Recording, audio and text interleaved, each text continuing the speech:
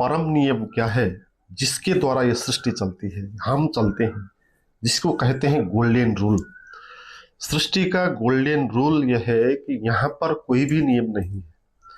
ये अद्भुत बात है। देखो, ये सारी सृष्टि, हमारा जीवन इसी कारण पैदा हुआ क्योंकि पैदा नहीं होने का कोई भी नियम नहीं था, इसलिए ये सब पैदा हो गया।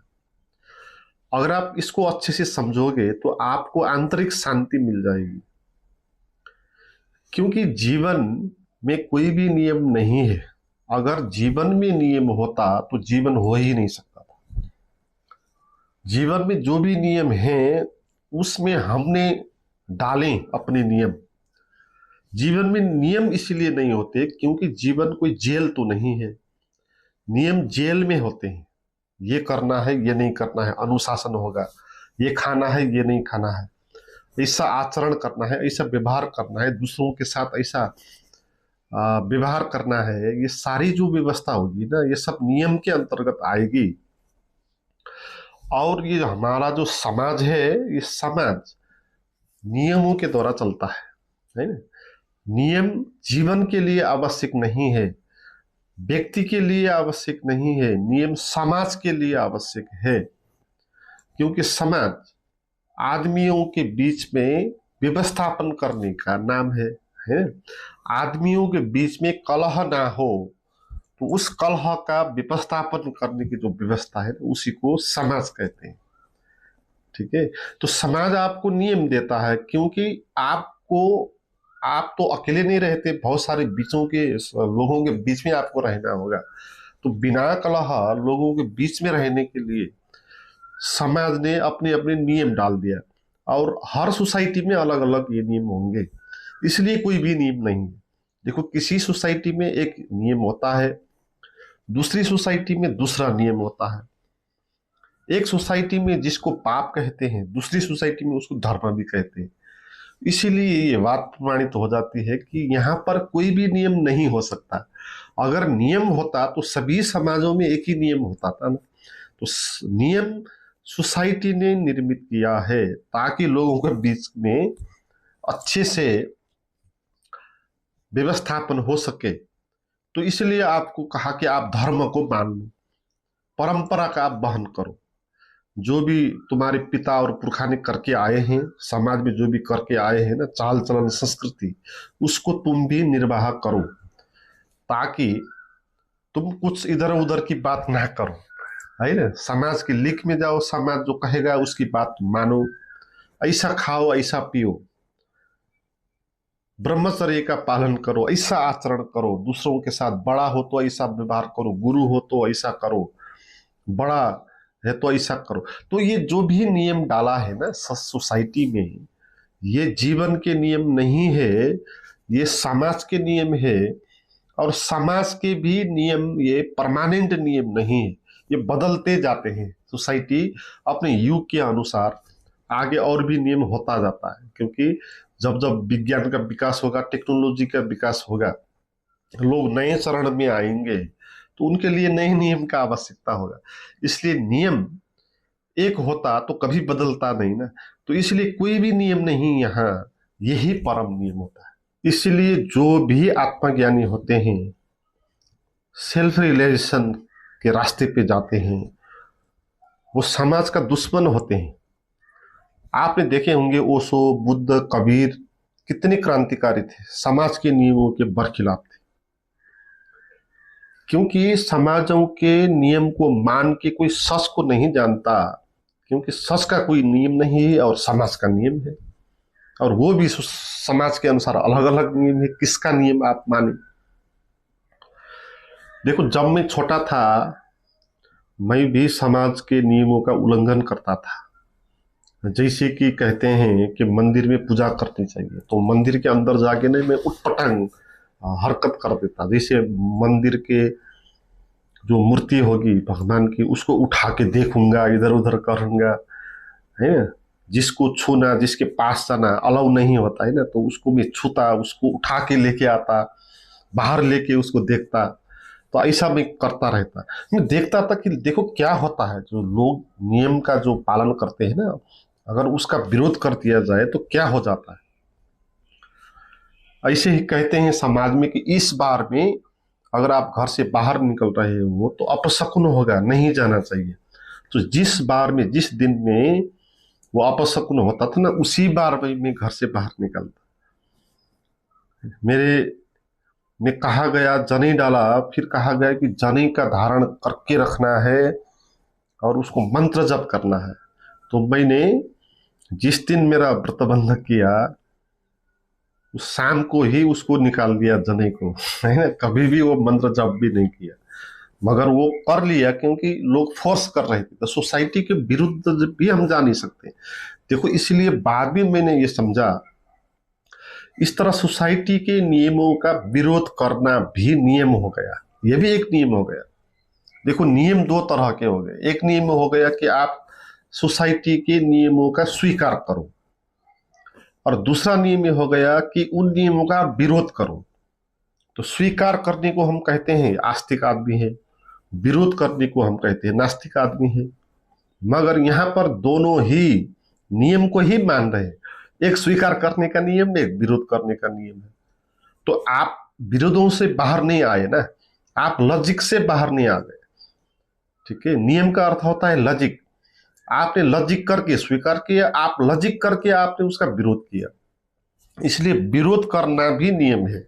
इसलिए आपको ये नहीं कहा गया कि जीवन में कोई भी नियम नहीं है, जो भी सोसाइटी में नियम है वो सब झूठ हैं, इसलिए आप इसका उल्लंघन करो, इसका विरोध करो, ये भी आपको नहीं कहा।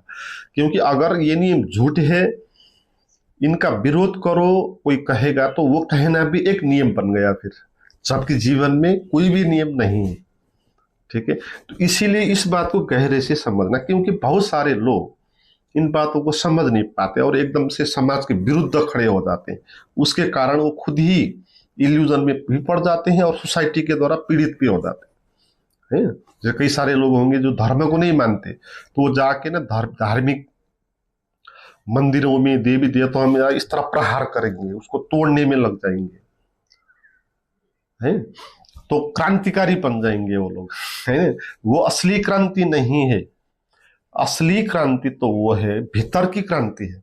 इसलिए देखो, हर एक आत्मज्ञानी पुरुष समाज के नियमों का बरखिलाफ होगा, समाज का दुश्मन होगा, मगर किसी को पता भी नहीं होगा कि समाज का दुश्मन है। उस तरह है ना, जिस तरह क्रांतिकारी लोग होते हैं ना, उस तरह पता आपको नहीं चलेगा कि ये क्रांतिकारी है, क्योंकि उसको समर्थन करना भी नहीं है, विरोध करना भी नहीं है। क्योंकि विरोध करना भी एक नियम हो जाएगा। वो इस तरह रिएक्ट करेगा चीजों को, जो नियम चल रहा है उनको मानेगा भी नहीं और नहीं मानेगा भी नहीं, है ना। ये अद्भुत बात है। उसको वो मानेगा भी नहीं, वो भीतर से नहीं मानेगा उसको, बाहर से वो करेगा कोई बात नहीं, वो नाटक होगा, ड्रामा होगा, क्योंकि सोसाइटी के बीच में हमको रहना है। तो उनके बीच में रहने के लिए उनकी बात मान लो आप, है तो मान आप सकते हो, नियमों को आप पालना कर सकते हो बाहर से, ठीक है, ताकि समाज में रहना आपके लिए सुगमता होगी ना। समाज से छोड़ के आप अलग जाके रहने लग जाएंगे तो वहां आपका और ज्यादा मुसीबत हो जाएगी, और वहां आप समझे भी नहीं बातों को। अगर आपको पता है कि ये नियम झूठ है, फिर उससे भागने का क्या प्रयोजन है। जो बात झूठ है वो तो उसको जान लिया कि झूठ है, तो उससे भयभीत होकर भागने की आवश्यकता नहीं होगी। इसलिए वो आदमी नियमों का विरोध भी नहीं करेगा और नियम का पालन भी नहीं करेगा। तो पालन भी नहीं करने का अर्थ यह है, वो भीतर से उसको उन नियमों के प्रति वो अंधविश्वास नहीं होगा कि वो नहीं करेगा तो उसको पाप हो जाएगा, उस नियम का पालन नहीं किया तो अब उसको नरक मिल जाएगा, है ना। इस तरह का जो विश्वास होगा, उन विश्वासों से वो मुक्त हो जाएगा। वो बाहर लोगों को बीच में रहने के लिए ड्रामा करेगा, क्योंकि जीवन ये ड्रामा ही है। देखो, इस संसार में जो भी पैदा हो गया, सृष्टि पैदा होगी, पेड़ पैदा हो गए, पृथ्वी पैदा हो गई, आदमी पैदा हो गए, तो ये जो पैदा हो गया इसी तरह पैदा हुआ, ड्रामा के रूप में। ठीक है, क्योंकि ये होने का भी कोई कारण नहीं है और ये नहीं होने का कारण भी कोई नहीं है। नहीं नहीं होने के कारण, नहीं होने के कारण, नहीं होने से ये पृथ्वी नहीं नहीं हो गई। और हो जाने से नियम में नहीं बदलने के कारण ये पृथ्वी में देखो कोई भी नियम नहीं है ना, ड्रामा है, कोई भी नियम नहीं है। अब पंछी उड़ रहा है, चल रहा है, तो पंछी के लिए कोई भी नियम नहीं प्रकृति में कि तुझको इसी तरह जीना है, यही करना है। और विरोध के लिए भी कोई व्यवस्था नहीं कि इसका तुमको इस तरह विरोध करना है। इसलिए वो जैसा है ऐसा है, उसको एक्सेप्ट करके जिएगा। न नियम है न अनियम है। ठीक है, एक पेड़ है तो पेड़ भी इसी तरह है, खड़ा है, वो नियम में बंधा भी नहीं है और अभाव भी नहीं उसका, वो हो गया क्योंकि नहीं होने का कारण कुछ भी नहीं था। तो इस तरह ये सारी सृष्टि पैदा हो गई। तो जीवन इसी नियमों के द्वारा निर्मित हुआ कि कोई नियम नहीं।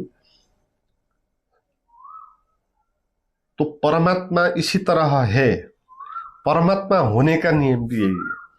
परमात्मा भी, भगवान भी इसलिए है क्योंकि नहीं होने का कारण कुछ भी नहीं, इसलिए परमात्मा है। और परमात्मा इस तरह भी नहीं है जिस तरह होना चाहिए, है ना। परमात्मा इस तरह नहीं है जैसे कि कोई आदमी की तरह, किसी पेड़ की तरह कहीं पर खड़ा है और आपसे बोल रहा है। इस तरह कोई आदमी के रूप में परमात्मा नहीं, कोई दृश्य के रूप में परमात्मा नहीं।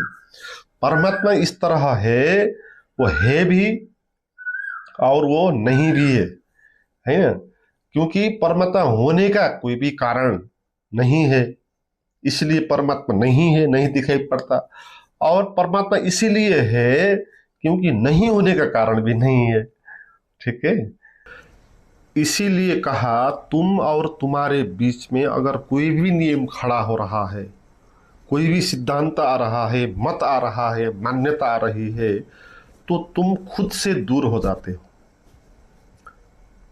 तुम और दूसरे के बीच में भी कोई मान्यता आ रही है तो फिर तुम दोनों के बीच में दूरी हो जाएगी। जैसे तुम हो हिंदू और दूसरा है मुस्लिम, है ना, तो तुम उसको किस तरह देखोगे। बीच में मान्यता आ गया कि वो मुसलमान है, मैं हिंदू हूँ, मैं हिंदू हूँ इसी कारण मैं ठीक हूँ, मुस्लिम है इसी कारण गलत है। तो ये बीच में मत आ गया, सिद्धांत आ गया, तो इसके कारण अब क्या हो जाएगा, उस आदमी में और आपके बीच में दूरी बढ़ जाएगी। ठीक है, मगर तुम और उसके बीच में कोई भी मत नहीं, कोई धर्म नहीं, जात नहीं, आर्थिक व्यवस्था नहीं, वो गरीब तुम धनी, इस तरह की भी नहीं, कुछ भी बीच में खड़ा नहीं सिद्धांत मत। तो वो आदमी आपको किस तरह दिखाई पड़ेगा, आप अपने तरह उसको देख पाओगे, उसमें आप खुद को अनुभव करोगे और आप में उसका अनुभव करोगे, क्योंकि हम दोनों एक होते हैं। देखो, मुझे ऐसे प्रश्न आते रहते हैं कई मित्रों का, वो कहते हैं कि जब वो मुझे अनुभव करते हैं, मुझे सुनते हैं, देखते हैं, तो मेरे ना हर पल उनको याद आ जाती है और जैसे कि मैं छाया रहता हूँ उनके आसपास। और फिर ये भी अनुभव उनको होता है कि पीड़ा का अनुभव हो गया, कुछ मेरे प्रति ईर्ष्या जैसा, कुछ नकारात्मक भी अनुभव आता है और प्रेम का भी अनुभव होता रहता है। तो ऐसा क्यों होता है मेरे साथ, ऐसा अनुभव क्यों होता है जबकि दूसरे के साथ इस टाइप का कोई होता नहीं। तो इसमें भी यही बात है। देखो, मैं न कोई नेता हूँ, न कोई शिक्षक हूँ, न कोई गुरु हूँ, न कोई आपका रिलेटिव हूँ। तो मेरे और आपके बीच में कोई भी सिद्धांत मत खड़ा नहीं है अगर, ठीक है, तो आप मुझ में अपने को पाओगे और अपने में आप मुझको पाओगे। तो इसी को तो असली प्यार कहते हैं ना। दोनों के बीच में, दो आदमी के बीच में प्यार कब होगा, जब दोनों के बीच में सिद्धांत मत नहीं बचेगा, एक दूसरे को वो स्वीकार करेंगे बिना नियमों के, है ना। तो फिर आपको ना वो बात पता चलेगी जो सच है। और सच क्या है कि दूसरा आदमी दूसरा नहीं होता, वो हमारा मत और सिद्धांत के कारण दूसरा होता है। और जितना हमारे बीच में विरोधी सिद्धांत है उतना वो दूसरा होता जाता है, उतना उसके और हमारे बीच में दूरी होती जाती है। मगर जितना बीच में कोई भी नियम सिद्धांत नहीं आता उतना आप एक हो जाते हो। और असल में नियमों के बाहर आकर आप देखोगे तो ये सारी सृष्टि तो अद्वैत है, हम सब एक ही हैं, है ना। इसलिए हमको हर जगह हर चीज़ों में एक अनुभव आएगा। तो इसका यही अर्थ है कि आपको ऐसा अनुभव होना, क्योंकि मेरे साथ अगर आप कोई संबंध बना जैसे गुरु मानते हो तो फिर बीच में गुरु वाला मत खड़ा हो जाएगा, और फिर वो संबंध आप महसूस करोगे जैसे गुरु और शिष्य का होना चाहिए, जिससे आपने सुन के रखा है कि गुरु और शिष्य के बीच में ऐसा ऐसा संबंध था, होना चाहिए, और आपका भी ऐसा ही होना चाहिए। आप मेरे रिलेटिव हो, कोई नाता है, दीदी भाई बहन इस टाइप का, तो आप उस तरह से मुझे देखोगे कि इसके साथ मेरा ये संबंध ऐसा होना चाहिए। मैं अगर नेता हूं तो तुम अपने को कार्यकर्ता मान के इस तरह व्यवहार करोगे। तो ये सारे जो संबंध होंगे ना, सब लेन देन के होंगे, ठीक है, मगर बिना स्वार्थ, लेन देन बीच में है ही नहीं। मेरे से कुछ लेना आपको नहीं है, मुझे भी आपसे कुछ लेना नहीं है।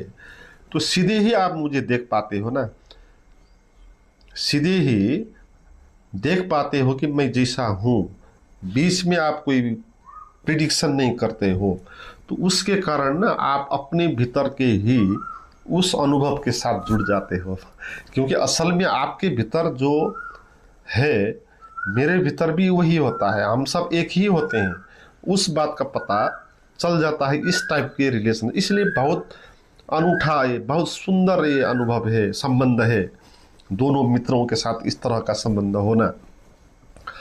तो अगर आपके और किसी दूसरे में और आप और आपके ही बीच में भी अगर कोई भी सिद्धांत आएगा ना, तब तक आप उलझे रहोगे। जैसे आप कहोगे कि मैं हिंदू हूँ, तो बीच में हिंदू खड़ा हो गया। हिंदू एक मत है, एक सिद्धांत है, एक दर्शन है, फिलोसॉफी है। अब फिलोसॉफी आ गई आप और आपके बीच में, आप सीधे ही मैं हूँ नहीं जान रहे हो, आप बीच में हिंदू की फिलोसॉफी को लेके आप अपने को जान रहे हो, ठीक है। तो आप कहते हो कि मैं आदमी हूँ या औरत हूँ, तो यहाँ पर भी आप आदमी या औरत का विश्वास, मान्यता लेके आप अपने को देख रहे हो। आप कहते हो कि मैं शरीर हूँ, तो आप शरीर को बीच में लेके आ रहे हो अपने साथ। हाँ, मैं हूँ केवल, ये बात आपको अनुभव तभी होगी जब बीच में इस किस्म का सिद्धांत नहीं आएगा। मैं शरीर हूँ कहने में ये शरीर वाला मत आ गया, बीच में खड़ा हो गया, ठीक है। और ये बहुत पुराना है और आदत भी पड़ गई अपने को शरीर कहने की, इसलिए हम मैं शरीर हूँ ज़्यादा कहते रहते हैं। मगर इस बात को समझना है कि ये कहना भी एक मत हो। इसीलिए जीवन का सत्य उसी को अनुभव होगा जो जीवन के परम नियम को समझेगा। और जीवन का जो परम नियम है वह है कि कोई भी नियम नहीं, कोई भी नियम नहीं। इसी कारण आप सच को किसी नियमों के द्वारा जान नहीं सकते, ठीक है। सत्य को कोई भी आदमी किसी नियम का फॉलो करके जान नहीं सकता, क्योंकि सत्य नियम से बाहर है, ठीक है। और हम सत्य को जानने के लिए नियम का पालन करते हैं, या शास्त्रों का नियम मानेंगे, या ध्यान का नियम मानेंगे, या कुछ गुरुओं का शास्त्र है इनका, चाहे आप नियम का फॉलो करोगे। इसलिए नियम का फॉलो करके सत्य कभी भी नहीं मिलेगा, मगर नियम का विरोध करके भी सत्य का अनुभव नहीं मिलेगा। तो कुछ करने से भी आपको सत्य का अनुभव नहीं होगा, कुछ ना करने से भी नहीं होगा, क्योंकि परमात्मा कुछ करने से नहीं मिलता है, इसका अर्थ ये नहीं कि नहीं करने से मिलता है, क्योंकि नहीं करने से मिलता है कहना भी नियम हो जाएगा। फिर नहीं करने से मिल जाएगा कहना भी एक नियम है, वो भी एक फिर नहीं करने वाला नियम चाहिए आपको, कि आप कहेंगे कि कैसे नहीं करें, ठीक है। तो आपको ना नियमों से ही बाहर आना है, नियमों से बाहर आके खड़े होना है, फिर आपको जो है वो अनुभव